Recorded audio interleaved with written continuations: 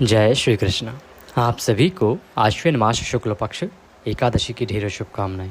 प्रिय दर्शकों, आज के इस वीडियो में हम बात करेंगे कि आश्विन शुक्ला एकादशी, जिसे पापांकुशा एकादशी कहते हैं, व्रत किस दिन किया जाएगा, पूजन किस दिन किया जाएगा, क्या विधि होनी चाहिए, क्या नियम होने चाहिए और किस प्रकार से इसका व्रत आपको करना चाहिए। द्वादशी युक्ता उत्तम श्रेष्ठ व्रत किस दिन होगा, पारण कब होगा, शुभ मुहूर्त पूजा के लिए क्या रहेगा। आइए जानकारी आरंभ करते हैं। आपसे निवेदन है कि वीडियो यदि थोड़ा सा भी उपयोगी लगे तो एक बार लाइक अवश्य कर दीजिएगा। अपने व्रत की सफलता के लिए कमेंट बॉक्स में अवश्य लिखिएगा ओम नमो भगवते वासुदेवाय या जय श्री हरि। जितना लिखेंगे उतना पाएंगे। आप देख रहे हैं देवभूमि ज्योतिष संस्थान का प्रतिष्ठित यूट्यूब चैनल देवभूमि धार्मिक। ये तो एकादशी प्रतिमाह आती है और प्रतिपक्ष आती है, परंतु ये जो आने वाली एकादशी है, आश्विन मास के शुक्ल पक्ष की एकादशी, ये मनुष्य को पापों से मुक्ति दिलाने वाली है। इस एकादशी का नाम ही है पापांकुशा एकादशी। तो यह पापों पर अंकुश लगाती है, मनुष्य के पापों का हरण करती है। यदि मनुष्य इस एकादशी का व्रत करता है तो उसके जीवन के सभी पापों का नाश हो जाता है। शास्त्रों में इस एकादशी की महिमा कुछ इस प्रकार से कही गई है कि यदि इस दिन कोई प्राणी भगवान श्री हरि विष्णु के शेष नाग पर शयन करते हुए स्वरूप को एक बार नमन कर लेता है, अपने चित्त से भज लेता है, तो उस प्राणी को अनंत समय तक कठिन तप करने से जो फल प्राप्त होता है वह केवल भगवान नारायण के उस दर्शन मात्र से ही प्राप्त हो जाता है। तो इतना अधिक फल है इस एकादशी पर भगवान श्री हरि विष्णु के दर्शन का, भगवान श्री हरि विष्णु के शेष नाग की सैया पर शयन करते हुए स्वरूप के दर्शन का। अब भगवान श्री हरि विष्णु के शेष शैया पर शयन करते हुए स्वरूप के दर्शन का ही क्यों महत्व है और क्यों फल है? क्योंकि ये समय ही वो है जब भगवान नारायण शेष पर शयन करते हैं, क्योंकि ये भगवान के शयन का समय है। आप जानते हैं चातुर्मास चल रहा है और कार्तिक शुक्ला देव उठने तक भगवान क्षीर सागर में शयन करते हैं। इसीलिए उस स्वरूप का जितना आप चिंतन करेंगे, भजन करेंगे, मनन करेंगे, उतना कल्याण होगा। तो इसीलिए इस एकादशी का व्रत मनुष्य को अवश्य करना चाहिए। जो लोग व्रत ना कर पाएँ वो इस दिन कम से कम भगवान नारायण के शेष पर शयन करते हुए स्वरूप का ध्यान अवश्य करें, उनके मंत्रों का जाप करें और अधिक कुछ ना कर पाएँ तो श्री विष्णु सहस्त्र नाम का श्रवण अवश्य करें। अब बात करते हैं कि इस एकादशी के नियम क्या हैं, कैसे इसका व्रत किया जाना चाहिए, क्या विधि है और पूजन आदि कैसे करना चाहिए, मुहूर्त आदि क्या रहेगा। प्रिय दर्शकों, ये जो एकादशी है आने वाली, इस एकादशी के नियम भी अन्य एकादशियों की तरह दशमी तिथि से ही आरंभ होते हैं, क्योंकि एकादशी का जो व्रत है वो कोई साधारण व्रत नहीं है। यह त्रिदिवसीय अनुष्ठान होता है, 3 दिन का अनुष्ठान होता है, जिसमें दशमी तिथि से नियम आरंभ होते हैं। एकादशी को व्रत किया जाता है और द्वादशी को पारण तक नियमों का पालन कम से कम करना होता है। तो इनको ध्यान में रखते हुए व्रत के 1 दिन पहले के जो नियम हैं उनको ध्यान से समझ लीजिए। व्रत के 1 दिन पहले ही आपको कुछ वस्तुओं का त्याग कर देना है और कुछ चीज़ों को धारण कर लेना है। जैसे व्रत के 1 दिन पहले ही आप बाल आदि धोने के बाद ब्रह्मचर्य धारण कर लीजिए। ब्रह्मचर्य का आपको पालन आरंभ कर देना है और ये पारण तक ब्रह्मचर्य का पालन आपको करना है, ध्यान रखिएगा। इसके साथ जब आप ब्रह्मचर्य धारण कर लेंगे तो आपको अन्य जो नियम है उनका पालन करना है। जैसे व्रत के 1 दिन पहले ही आपको तामसिक पदार्थों का प्रयोग बंद कर देना है। लहसुन प्याज आदि का सेवन वर्जित है, 1 दिन पहले ही त्याग देना चाहिए। अन्न का सेवन, शास्त्र तो कहते हैं कि जो एकादशी व्रत करते हैं उनको दोपहर के बाद अन्न नहीं खाना चाहिए, अर्थात रात्रि का जो भोजन करते हैं उसमें अन्न नहीं लेना चाहिए, फल आहार ही करना चाहिए। परंतु आज के समय में क्योंकि बहुत सारे लोगों की बहुत सी दवाइयाँ हैं, परेशानियाँ हैं, इतने लंबे समय तक पालन कर पाना या भूखे रह पाना संभव नहीं है, तो रात्रि को आप आहार लीजिए, लेकिन सात्विक आहार लीजिए। दशमी तिथि को कुछ वस्तुओं का त्याग, जैसे मसूर की दाल का त्याग है, किसी को भी नहीं खानी चाहिए मसूर की दाल व्रत एकादशी के 1 दिन पहले। शहद का प्रयोग वर्जित कहा गया है, शहद जो है त्याज्य है, त्याग देना चाहिए। एकादशी से एक दिन पहले ना एकादशी को प्रयोग होगा, ना दशमी को प्रयोग होगा, ना ही द्वादशी को। 2 द्वादशियाँ ऐसी आती हैं जिन पे शहद का विशेष महत्व होता है, वो हम समय आने पे आपको बता देते हैं। शहद का त्याग है, हरी पत्तेदार सब्जियों का त्याग है और मूली तथा बैगन का त्याग है। इनको आपको नहीं खाना चाहिए। और आगे कार्तिक मास में तो विशेष रूप से सब्जियों का त्याग बताया गया है, उसका वीडियो मैं समय से आपके लिए बना के अपलोड कर दूंगा। दशमी तिथि से ही कांसे के पात्र का प्रयोग भी त्याग बताया गया है। कांसे के पात्र का प्रयोग विशेष रूप से भगवान को भोग लगाने में, भोजन आदि बनाने में किया जाता है। बहुत सारे परिवारों में आज भी कांसा प्रचलित है। तो यदि आपके यहाँ भी कांसे का पात्र प्रयोग में लाया जाता है तो इसे इस एकादशी अनुष्ठान पर त्याग देना चाहिए। व्रत के एक दिन पहले अर्थात दशमी तिथि, एकादशी और द्वादशी तक आपको कांसे के पात्र का प्रयोग नहीं करना चाहिए। लहसुन प्याज आदि तो पहले ही त्याज बताया है। बहुत सारे ऐसे भी लोग हैं जो मांसाहार करते हैं और मदिरा पान भी करते हैं, परंतु वो एकादशी का व्रत भी करते हैं। ऐसे लोगों के लिए नियम ये कहता है कि आपको मांसाहार वैसे तो मनुष्य को करना ही नहीं चाहिए, फिर भी यदि किसी की अपनी कुछ मजबूरियां कहें या जो भी कारण हों, तो कम से कम व्रत के एक दिन पहले आपको उनका त्याग करना चाहिए। ऐसा ना हो कि आज आप खूब खाएं और कल आप व्रत कर लें, यह सर्वथा अनुचित है।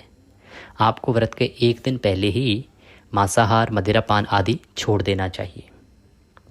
इस प्रकार से इन नियमों का ध्यान रखते हुए दशमी तिथि को रात्रि काल को दंत धावन कीजिए, मुंह अच्छे से साफ कर लीजिए, कुल्ला करके सोइए जिससे कि अन्न आदि का दाना मुंह में ना रहे। अगले दिन एकादशी के लिए व्रत आदि करने के लिए सूर्योदय से पहले उठ जाइए। उठने के बाद स्नान आदि से निवृत्त होकर स्वच्छ वस्त्र धारण कीजिए। यहाँ एक बात बताएं कि एकादशी व्रत में ये जो आप टूथपेस्ट का प्रयोग करते हैं, मंजन का प्रयोग करते हैं, वो नहीं करना चाहिए, क्योंकि इनमें या तो केमिकल आता है या तो नमक आता है और ये दोनों ही व्रत को खंडित करते हैं। और दातुन क्योंकि एकादशी को तोड़ी नहीं जाती है इसलिए वर्जित है। आपके पास व्रत वाला मंजन हो तो आप उसका प्रयोग कर सकते हैं। इस प्रकार स्नान आदि कीजिए, स्वच्छ वस्त्र धारण कीजिए और अब हम पूजन विधि की ओर आगे बढ़ेंगे संकल्प करते हुए। आप सूर्य देव को जल दीजिएगा। तुलसी पूजन के विषय में बहुत सारे लोग कहते हैं कि एकादशी को पंडित जी लोग कह रहे हैं कि तुलसी पूजन नहीं किया जाता।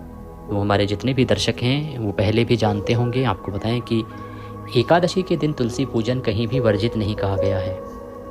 आप इससे अंदाज़ा लगाइए कि एकादशी के दिन तो माता तुलसी का विवाह शालिग्राम जी के साथ होता है।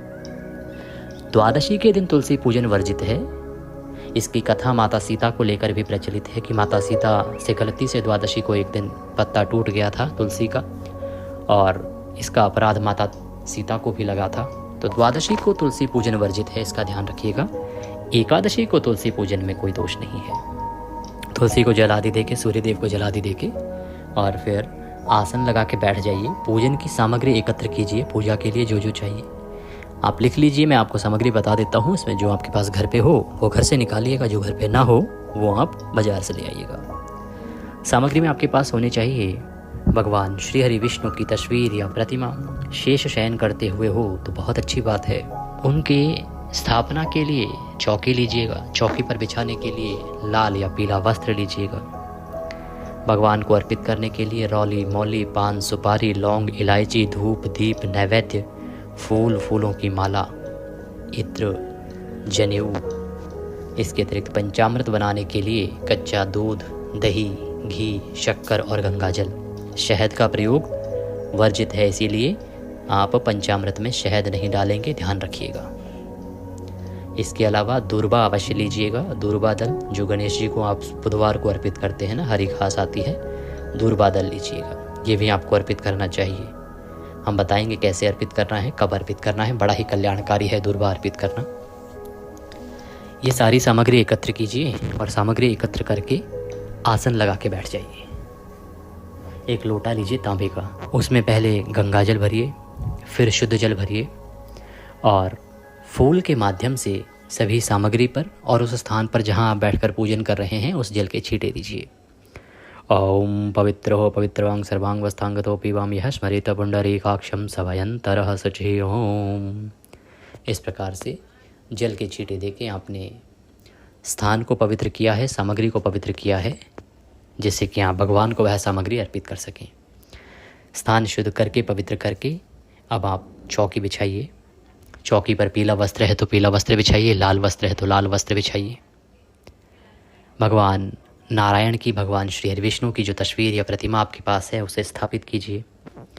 उनके सामने घी का दिया रखिए और धूप रखिए। अब आप लोटे में एक चम्मच से अपने सीधे हाथ पे जल लीजिए और हाथ धो लीजिए। हस्तो प्रक्षालनम, हाथ धो लीजिए। हाथ धोने के बाद आपने एक एक चम्मच जल स्वयं ग्रहण करना, इसे कहते हैं जलाचमनी करना। जलाचमनी करना ये जो पूजा करने वाले हैं उनके लिए पूजा आरंभ करने से पहले आवश्यक होता है। तो 3 बार एक एक चम्मच जल आप ग्रहण करेंगे। ओम माधवाय नमः, जल लीजिए, पी जाइए। ओम केशवाय नमः, जल लीजिए सीधे हाथ पे, पी जाइए। ओम नारायणाय नमः, जल लीजिए, पी जाइए। ओम ऋषिकेशाय नमो नमः, जल लीजिए, हाथ धो लीजिए। अपने आप को तिलक कीजिए, मौली बांधिए। अब आप पूजन के लिए तैयार हैं। दीपक को प्रज्वलित कीजिए, धूप को भी प्रज्वलित कीजिए। धूप दीप जला के सबसे पहले व्रत पूजन का संकल्प करते हैं। संकल्प करने के लिए सीधे हाथ पे जल लीजिए, पुष्प लीजिए। 1 रुपये का सिक्का दक्षिणा के रूप में कम से कम रखिए, अधिक जो भी रखना चाहें रख सकते हैं। 3 बार बोलिए ओम श्री विष्णु, ओम श्री विष्णु, ओम श्री विष्णु। अपना नाम, अपना गोत्र, जिस स्थान पर बैठकर संकल्प कर रहे हैं वहाँ का मकान नंबर, क्षेत्र का नाम, शहर का नाम।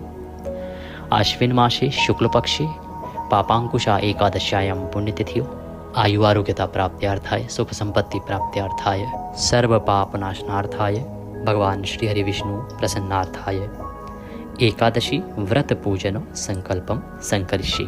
बोली सौ श्री विष्णु शरणो शरणम प्रपद्ये, और वह संकल्प भगवान के चरणों में अर्पित कर दीजिए।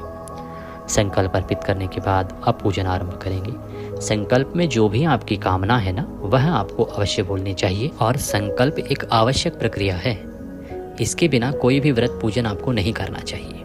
संकल्प करने के बाद अब हम भगवान का पूजन करेंगे। भगवान का पूजन करने के लिए उनके सामने एक पात्र रख दीजिए, एक कटोरी आदि रख दीजिए, जिसमें कि आप पूजा की सामग्री अर्पित करते जाएंगे। इससे क्या होगा कि जो सामग्री है ना वो यहाँ वहाँ फैलेगी नहीं। जल आदि जो भगवान को अर्पित करेंगे वो भी फैलेगा नहीं। और एक एक मंत्र पर एक एक चम्मच जल पहले भगवान को अर्पित करेंगे, क्योंकि भगवान जो हैं आपके सामने विराजमान हैं। अब उनको पहले आसन देंगे। आसन के लिए 5 पुष्प हाथ में लीजिए और भगवान का ध्यान करते हुए निवेदन कीजिए कि हे परमात्मा, हे भगवान नारायण, आज एकादशी व्रत पूजन के निमित्त हम आपका आवाहन करते हैं। आप यहाँ आके विराजमान हो, हमारा पूजन स्वीकार करें। और ये पुष्प हम आपको आसन के रूप में अर्पित करते हैं। आप इसे आसन के रूप में स्वीकार करें और वह पुष्प भगवान को अर्पित कर दीजिए। आसन देना एक अनिवार्य प्रक्रिया है। चाहे आप भगवान को चौकी पर बिठा रहे हैं और आप चाहें तो पृथ्वी पर रखकर भी पूजन कर सकते हैं, बस स्थान की शुद्धता का ध्यान रखिएगा। स्थान शुद्ध है तो भगवान को नीचे रख के भी पूजन कर सकते हैं, क्योंकि आसन के रूप में हम भगवान को भाव से पुष्प दे रहे हैं। हम भगवान को पुष्प पर विराजमान कर रहे हैं। आसन देने के बाद अब भगवान को पद्य अर्घ आचमनी कराया जाता है। भगवान आके विराजमान हो गए हैं, उनका पद प्रक्षालन करेंगे सबसे पहले। तो 1 चम्मच जल लीजिएगा और अर्पित कीजिएगा। ओम भूर्भुवः श्री विष्णवे नमः। पापांकुशा एकादशी व्रत पूजन अंतर्गत श्री हरि विष्णु निमित्तार्थाय पद्यम पद प्रक्षालनम जलम समर्पयामि। भगवान को पद्य के रूप में जल अर्पित कीजिए। अब भगवान को अर्घ्य देंगे और अर्घ्य के रूप में जल अर्पित करेंगे। ओम भूर्भुवः श्री नारायणाय नमः अर्घ्यम समर्पयामि। अर्घ्य अर्पित करने के बाद भगवान को आचमनी कराई जाती है। तो 1 चम्मच जल पुनः अर्पित कीजिएगा। ओम भूर्भुवः श्री नारायणाय नमः वासुदेवाय नमो नमः जलाचमनिम समर्पयामि। जलाचमनी करा के भगवान को स्नान कराते हैं। तो फूल ले लीजिए और फूल के माध्यम से भगवान को स्नान के निमित्त जल के छींटे दीजिए। ओम भूर्भुवः श्री वासुदेवाय नमः स्नान निमित्तार्थाय जलम समर्पयामि। स्नान करा के पंचामृत से स्नान कराया जाता है। तो पंचामृत बनाइए, कच्चा दूध, दही, घी, शक्कर और गंगा जल से, शहद नहीं। पंचामृत बनाइए। पंचामृत को अर्पित करने के लिए फूल पर पंचामृत लगा लीजिए। फूल पर पंचामृत लगा लीजिए और वह भगवान को अर्पित कर दीजिएगा। ओम भूर्भुवः श्री नारायणाय नमः पंचामृतम समर्पयामि।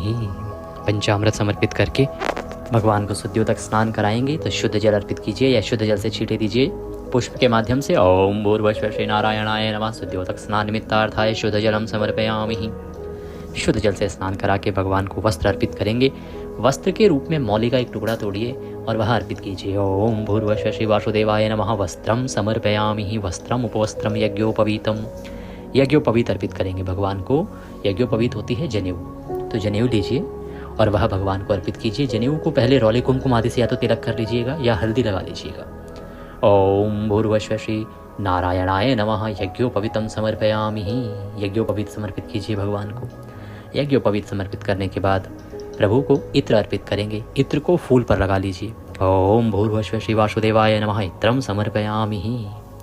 इत्र अर्पित कीजिए। इत्र अर्पित करके प्रभु को तिलक लगाइए। रौले कुमकुम आदि से तिलक कीजिए भगवान को। ओम भूर्भुवः श्री वासुदेवाय नमः। तिलकम समर्पयामि। तिलकम तिलकान्ते अक्षतं पान्तुः। अक्षतं पान्तुः पुष्पाणि पान्तुः। भगवान को पुष्प अर्पित कीजिए। फूलों की माला है तो माला पहनाइएगा और पुष्प है तो पुष्प अर्पित कीजिएगा। ओम भूर्भुवः श्री वासुदेवाय नमः। पुष्पम समर्पयामि। पुष्प समर्पित कीजिए भगवान को। पुष्प समर्पित करके धूप दिखाइए, दीप दिखाइए। ओम भूर्भुवः श्री वासुदेवाय नमः। धूपम अर्पयामि। ओम भूर्भुवः श्री वासुदेवाय नमः। दीपम दर्शयामि। धूप दीप दिखा के प्रभु को दूर्वांकुर अर्पित कीजिए। दूर्वांकुर, दूर्वा जो हमने बोली है आपको हरी घास, वह लीजिए। हाथ जोड़ के भगवान से नमन कीजिए। आपकी कोई प्रार्थना है, कुछ मनोकामना पूरी चाहते हैं तो वह बोलिए और भगवान को समर्पित कीजिएगा। ओम भूर्भुवः श्री वासुदेवाय नमः। दूर्वांकुरम समर्पयामि। दूर्वांकुर समर्पित करके भगवान को नैवेद्य अर्पित करेंगे। आपके पास कोई फल है तो फल लीजिएगा, मिठाई है तो मिठाई लीजिएगा, अन्यथा मिश्री ले सकते हैं, वह भी अर्पित कर सकते हैं। ओम भूर्भुवः श्री वासुदेवाय नमः। नैवेद्यम समर्पयामि। नैवेद्य समर्पित कीजिए। प्रभु को नैवेद्य समर्पित करके जलाचमनी कराएंगे। 1 चम्मच जल लीजिएगा, अर्पित कीजिएगा। ओम भूर्भुवः श्री वासुदेवाय नमः। जलाचमनिम समर्पयामि। जलाचमनी समर्पित कीजिए भगवान को। जलाचमनी कराने के बाद तांबूल अर्पित करेंगे तो पान का पत्ता लीजिए, उस पर 2 लौंग, 2 इलायची और 1 सुपारी रखिए। पान का बीड़ा बनाइए और अर्पित कर दीजिए। ओम भूर्भुवः श्री वासुदेवाय नमः। तांबूलम समर्पयामि। तांबूलम पुंगी फलम शुभ दक्षिणायाम शुभदो वरदो भवः। जो भी दक्षिणा अर्पित करना चाहते हैं वह दक्षिणा अर्पित कीजिए भगवान को। हाथ जोड़ के नमस्कार कीजिए और आज की एकादशी की कथा सुनिए। साथ में विष्णु सहस्त्र नाम अवश्य सुनिएगा। एकादशी की कथा और विष्णु सहस्त्र नाम दोनों ही आपको हमारे चैनल पर उपलब्ध होंगे। हम एक ही वीडियो में दोनों ही चीज़ें सुनाते हैं, साथ में कथा और विष्णु सहस्त्र नाम, जिससे कि आपको अपनी एकादशी का संपूर्ण फल प्राप्त हो। तो अवश्य सुनिएगा। चैनल पर नए हैं तो सब्सक्राइब कर लीजिए, क्योंकि हम आपकी सुविधा के अनुसार और त्यौहार की आवश्यकता के अनुसार ही वीडियो आपके लिए अपलोड करते हैं। सुनने के बाद, कथा आदि सुनने के बाद आरती कीजिए। आरती करके नियमों के अनुसार दिन को व्यतीत कीजिए। किसी को हानि नहीं पहुंचानी, किसी को नुकसान नहीं पहुंचाना, किसी का अहित नहीं करना, अपशब्दों का प्रयोग नहीं करना। भगवान के चरणों में मन को लगाते हुए दिन को व्यतीत कीजिए। व्रत में फल आहार ही आपने लेना है, अन्न ग्रहण नहीं किया जाता है, हरी मिर्च आदि का ग्रहण नहीं किया जाता है, नमक ग्रहण नहीं किया जाता है। व्रत वाला सेंधा नमक खा सकते हैं, काली मिर्च का प्रयोग कुछ स्थानों पर कहा गया है, आप खा सकते हैं। सायंकाल को कीर्तन करना चाहिए। कीर्तन कैसे? अगर किसी के यहाँ मंदिर आसपास नहीं है, कीर्तन नहीं होता है, तो हम आपके लिए कीर्तन का वीडियो अपलोड करेंगे, उसको अवश्य सुन लीजिएगा, देख लीजिएगा। उसमें 3 स्तोत्र होते हैं जिनको सुनने से आपको कीर्तन का फल प्राप्त होता है। रात्रि को जागरण की महिमा है, जागरण कीजिएगा और अगले दिन व्रत पारण के लिए सूर्योदय से पहले उठ जाइएगा। अब बात करते हैं कि व्रत आपने करना कब है और शुभ मुहूर्त इसके लिए रहेगा क्या, पूजन आपने कब करना है, पारण आपने कब करना है। प्रिय दर्शकों, ये जो एकादशी तिथि है ये शुरू हो रही है 2 अक्टूबर को। 2 अक्टूबर को शाम को 7:10 से और यह समाप्त होगी 3 अक्टूबर को शाम को 6:32 पर। ऐसे में 3 अक्टूबर को सूर्य के मुख से एकादशी रहेगी। तो 3 अक्टूबर को आपको इस एकादशी का व्रत करना है और 4 अक्टूबर को आप करेंगे पारण। तो व्रत पूजन के लिए 3 तारीख दिन रहेगा शुक्रवार का। शुक्रवार को पहला चौघड़िया छोड़ देंगे 1.5 घंटा, तो आप 7:45 बजे से और 11:45 बजे तक 2 उत्तम चौघड़ियाँ हैं अमृत और लाभ की, इसमें आप पूजन करते हैं, बड़ा उत्तम रहेगा। इस समय में पूजन कीजिएगा। पारण की अगर बात करें तो 4 तारीख को आपने पारण करना है और पारण जो है हरिवासर के बाद किया जाता है, सूर्योदय के बाद किया जाता है और द्वादशी तिथि में किया जाता है। इन नियमों को ध्यान में रखते हुए दिन शनिवार का 4 तारीख को है, तो आपको पारण करना चाहिए 7:45 बजे से और 9:30 बजे के बीच में। ये कल्याणकारी रहेगा, क्योंकि सूर्योदय के साथ जो चौघड़िया है वो काल का है, उसमें करना उत्तम नहीं है। कुछ और पूछना चाहते हैं तो कमेंट बॉक्स में लिख के पूछ लीजिएगा। दक्षिणा स्वरूप यदि कुछ भी भेजना चाहते हैं तो आपके स्क्रीन पर नंबर आ रहा है, उस पर भेज सकते हैं, या जो QR कोड आ रहा है उसको स्कैन करके उस पर भेज सकते हैं। वह नारायण आपके व्रत को सफल बनाएं, आपकी सभी इच्छाएं पूर्ण करें, यही कामना करते हैं। जय श्री कृष्ण।